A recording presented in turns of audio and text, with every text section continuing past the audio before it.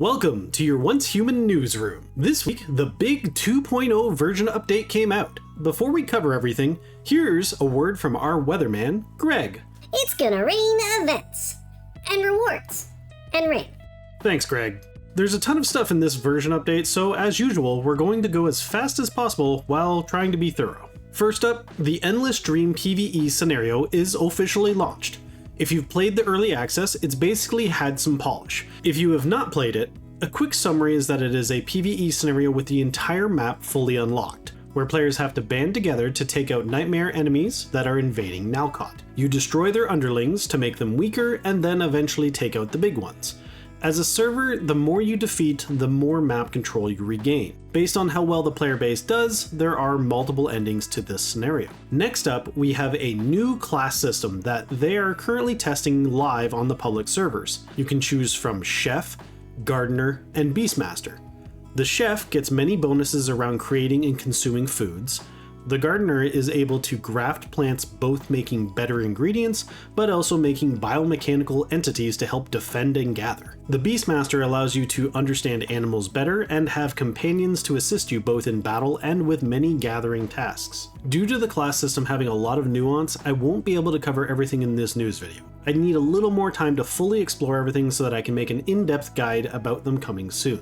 During the 2.0 version launch, we have the 1-year anniversary with many events and rewards. Dreamland Wonder has 5 minigame events inside of a unique Eternal Land island found through the events menu. After clicking one of the events, it'll teleport you to the island where you can walk around.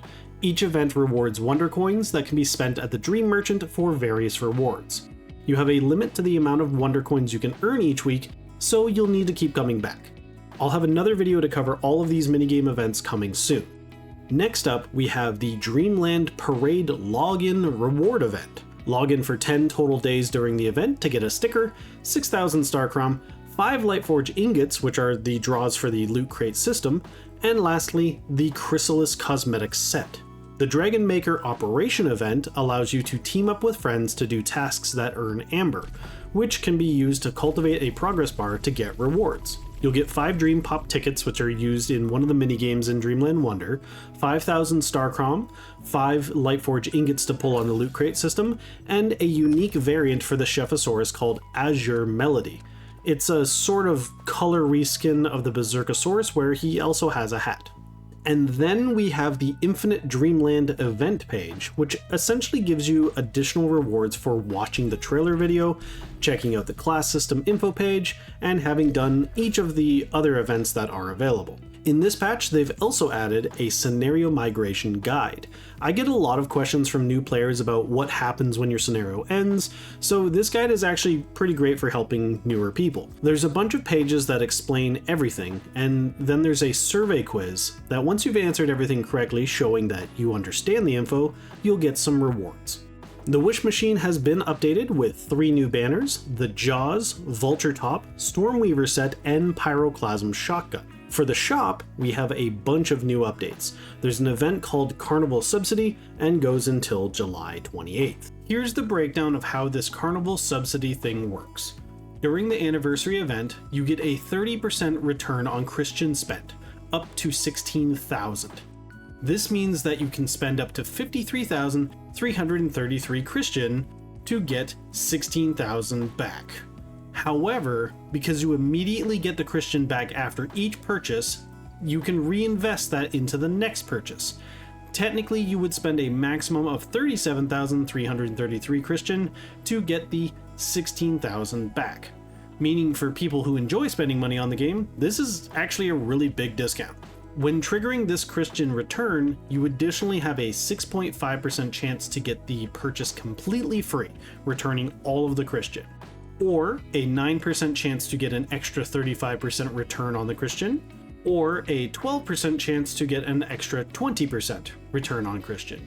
These bonuses do not take away from that 16,000 pool, only the base 30% return does. This works on both direct store purchases as well as Lightforge loot crate draws, meaning if you've been waiting for a decent sale to make purchases, now may be the time to consider it.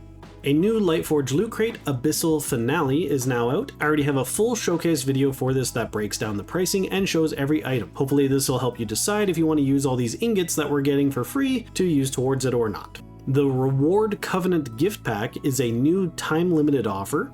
For $19.99, you immediately get 1,280 Christian, and after logging in for 8 days, you'll get 10 Lightforge ingots, the Frostplume Voidwing skin, and the Parallel Dimension animated avatar frame and the avatar. If you usually partake in the non-discounted Lightforge loot crates, this is essentially a value of 2,880 Christian with some extra skins on top. So it's a fairly good value compared to the regular straight Christian purchases. In the shop, we also have the Love Struck Peach set,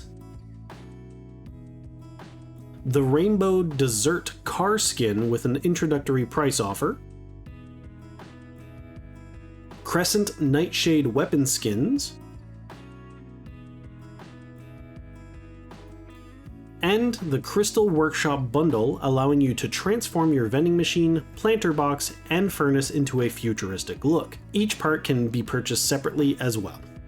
3 new advanced furniture dye colors have also been added. Matte Silver is a free option. Matte Gold and Orange fine-grained leather require colorful badges. Then there's also 2 new dynamic paint effects. One has a moving rainbow effect, the other is a galaxy of stars, but they cost Christian, so I don't think I'll be making my toilet that fancy anytime soon. The meta's bounty has been updated yet again, but as always, I am adamantly against making players pay to unlock the rewards from an achievement system, so I again won't be covering this. So moving on, Raidzone has received a bunch of early access optimizations. There's a lot of changes, so I'm going to cover it in a mini Raidzone guide update, since it changes a bunch of the info that was in my full guide that I previously released.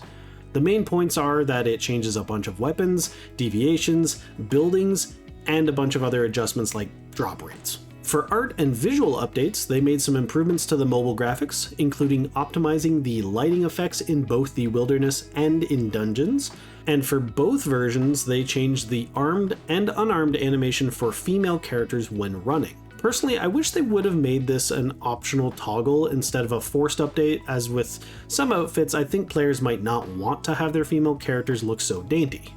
A new Mannequin furniture item has been added. Go to Deadsville and speak with Weber to purchase the formula, then learn it from your inventory.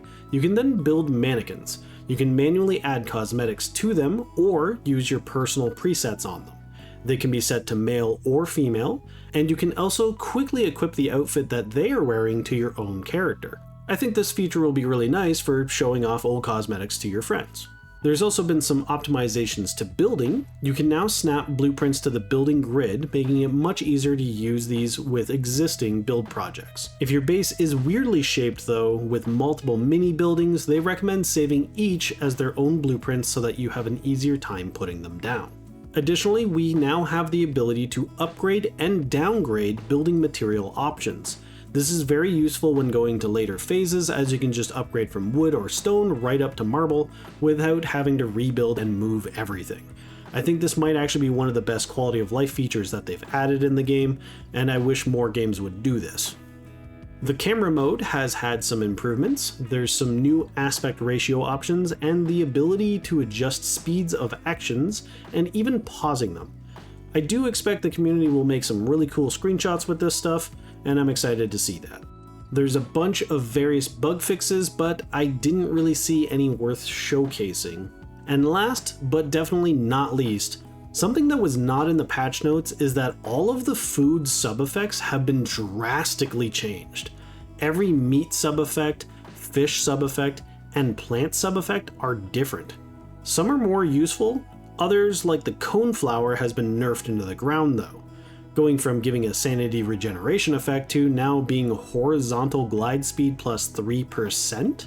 I assume this all has to do with the addition of the chef and gardener classes, allowing for additional food effects to exist, but at face value, this upends the entire food meta, so it will be interesting to see what this evolves into. So that's all for now. Make sure to check back in for guides on the new classes and the other little systems, and YouTube is going to recommend you a video on the left, and for my entire Once Human playlist, it'll be on the right.